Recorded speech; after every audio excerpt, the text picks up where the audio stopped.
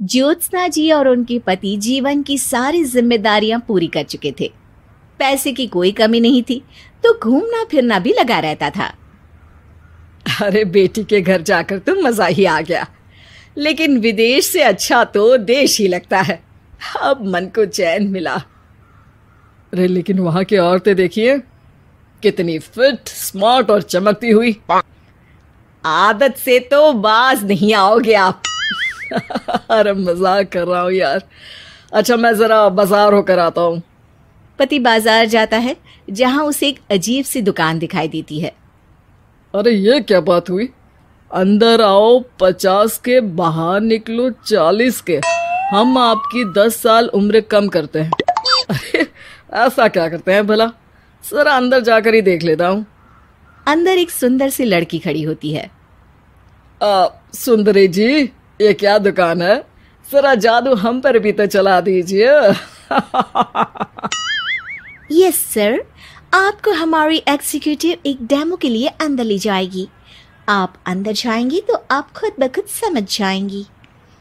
पति अंदर जाता है, जहां सेल्स गर्ल मिलकर पति को नकली बाल, नकली दांत, रंग बिरंगी कपड़े के साथ रंगीन चश्मा लगा देती है। देखिए, अब खुद को शीशे पे देखिए और बताइए सर। हाय दयो, ऐसे तो मैं किसी हीरो से कम नहीं लग रहा।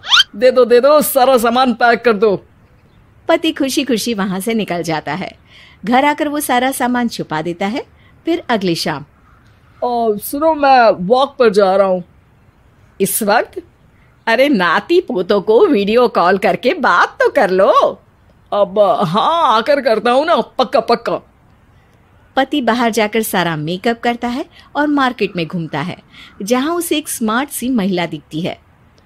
क्या आपको मुझसे कोई काम है? नहीं नहीं, आप तो बहुत हैंडसम है। थैंक्स। वैसे आप भी कम नहीं है। वैसे क्या उम्र होगी आपकी? लगता कितने का हूँ? 40 के तो पूरे लगते हैं। अब क्या था, 50 साल के पति को कोई 40 का बोल दी तो? वैसे तो कम का हूँ, लेकिन टेंशन के कारण थोड़ा उम्र में बड़ा देखने लगा हूँ। ओह सच्ची? आप 40 के पूरे नहीं हो? अरे छोड़िए ना, चलिए मैं आपको कॉफी पिलाता हूँ। यहाँ की कॉफी काफी शानदार होती है। दोनों में दोस्ती हो जाती है और फिर चल पड़ता है सिलसिला रोज रोज के घूमने फिरने और मजे करने का। अब सारा दिन पतिदेव फोन पर। अरे नाश्ता तो कर लीजिए, क्या सारा दिन फोन पर लगे रहते हैं? अरे यार जरूरी काम कर रहा हूं मैं। रिटायर हो, पेंशन मिलती है, कोई काम नहीं है, फिर कौन सा जरूरी काम आन पड़ा आजकल? अरे एक प्रोजेक्ट के सोशल नेटवर्किंग का काम है, उसी पर काम कर रहा हूँ। ठीक है, चलो अब नाश्ता कर लो, देर हो रही है। पति अपना नकली सारा सामान बिस्तर के पास छुपा कर सोता, सुबह चुपके से पहनकर बाहर जाता और घर आने पर उतार देता। एक दिन पड़ोसन कहती है, अरे ज्योत्सना बहन, तुम लोगों के घर कोई हैंडसम सा आदमी रहने आया है क्या? अरे कहाँ यार, मैं और ये दो ही तो लोग हैं घर में।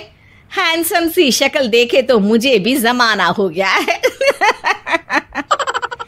अरे पता नहीं, वो जाता तो तुम्हारे ही घर में है, क्या पता कौन होगा। अरे तुम्हारी उम्र हो रही है ना, और भाई साहब को भी गए 5 साल हो गए, शायद इसीलिए अब सारे हैंडसम नजर आ रहे होंगे। पड़ोसन भी ज्योत्सना की बात पर मुस्कुराकर वहां से चली जाती है। एक दिन, अरे सुनो जी, बहू बेटा और पोता आ रहे हैं, कुछ दिनों के लिए वो हमारे साथ ही रहेंगे। अरे शिट यार, ये क्या है? बेटे ने तो कर ली शादी, अब क्या करने आ रहा है यहाँ पर? अरे कैसी बात कर रहे हो जी, इस उम्र में तो माता पिता तरसते हैं कि बच्चे आकर साथ रहे, लेकिन आप हैं कि। अरे ठीक है ना, लेकिन अब देखो सभी व्यस्त हैं अपनी जिंदगी में, ये लोग आएंगे रहेंगे, कितनी डिस्टर्ब हो जाएगी लाइफ। कैसी बात कर रहे हो? अरे जैसे बहुत हैपनिंग है ना तुम्हारी लाइफ, तो जो बच्चों के आने से डिस्टर्ब हो जाएगी। अरे दिन काटने मुश्किल होते हैं, बच्चे आ जाएंगे तो थोड़ा दिन रात पता तो चलेगा। ओफो, ठीक है, लेकिन बोल देना कि ना कोई मेरे कमरे में आए, ना मेरी लाइफ पे दखल दे कि मैं कहाँ जा रहा हूँ, क्या कर रहा हूँ, समझी? खैर, वो दिन भी आ जाता है जब बहू, बेटा और पोता उन लोगों के घर आते हैं। एक दिन, माँ जी, आज मेड नहीं आई है तो मैं आप लोगों के कमरे में झाड़ू लगा देती हूँ। अरे नहीं बहू, वो तेरे पापा को ना पसंद नहीं है कि कोई उनके कमरे में जाए। तू छोड़ ना, मैं खुद ही लगा दूंगी। सास को समझ में नहीं आता कि आखिर उसके पति ने किसी को कमरे में जाने से मना क्यों कर रखा है। खैर, वो साफ सफाई करके बाहर निकल आती है, लेकिन कहते हैं ना, बच्चा तो अबोध होता है, उसे किसी बात का क्या पता। वो खेलते खेलते दादा के बिस्तर तक पहुंच जाता है और बाहर ले आता है दादा का वो सारा सामान जो वो लगाकर घूमते थे। ज्योत्सना की नजर उस सामान पर पड़ती है। वो बच्चे से पकड़कर कमरे में लाती है और पैकेट खोलकर देखती है। हाय रे दैया, ये क्या लग रहा है कि आजकल ये प्रोजेक्ट नया मिला हुआ है। बेटे बहू के जाने के बाद ज्योत्सना सोचती है कि वो बात करेगी, लेकिन फिर अरे खुद से बात करूंगी तो मुकर जाएंगे। पता लगाना होगा कि माजरा क्या है।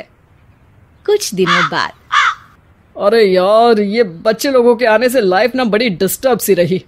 मैं कुछ देर के लिए वॉक पर जा रहा हूँ, आराम से आऊँगा 2-4 घंटों के बाद, ठीक है?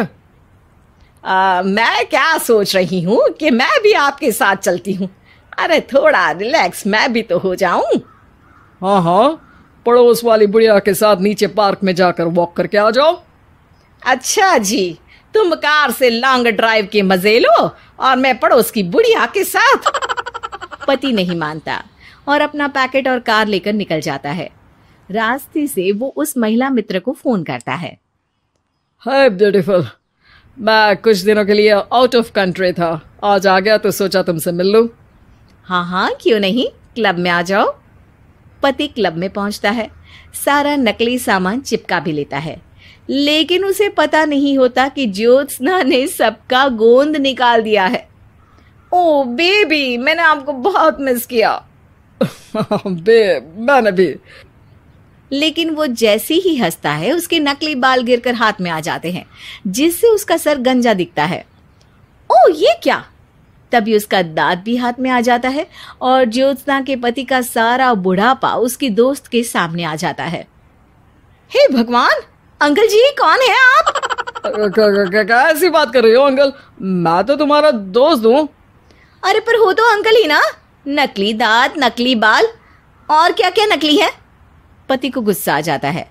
वो महिला के बाल पकड़कर खींचता है, जिसके बाद उसका बाल भी उसके हाथ में आ जाता है और महिला के सारे पके बाल सामने आ जाते हैं। ओह, तो तुम भी उसी दुकान से हो? जाओ 50 की निकलो 40 के। हाँ, बढ़िया आई मुझे अंकल कहने वाली। लेकिन ये समझ में नहीं आ रहा कि मेरे बाल और दांत बाहर कैसे आ गए। तभी वहां ज्योत्सना आ जाती है। जी, मेरी वजह से। चलिए इन आंटी जी को नमस्ते कहिए, फिर घर चलते हैं और वहां मैं बनाऊंगी आपको 40 का।